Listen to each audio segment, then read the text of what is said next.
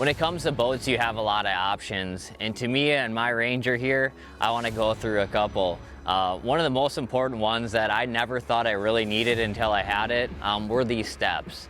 Ranger has it an option to have these front steps put on your trailer, and to me it's just a very important tool to have. I always thought I wasn't old enough to have steps yet, but at the end of the day, I use them more than ever do. It doesn't matter if it's parked in the garage for getting in and out, but especially at boat ramps when it comes to unhooking the boat or rehooking the boat back up at the end of the day, being able to simply climb down very easily, just is so much simpler and easier than trying to have to find your footing when you're trying to crank your boat back up.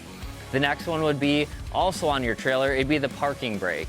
Especially traveling around, going to different hotels, or even putting it in the garage, pushing it back to where I want, is just simply having the option to go over and just push the parking brake down and not have to worry about where's the block, or do I have something to chalk the wheels for the time being. But at the end of the day, honestly, these steps are one of my favorite, just because I use them way more than I thought. And when it comes to unhooking or getting in and out of your boat, it's the #1 option that I always go with, is right out the front.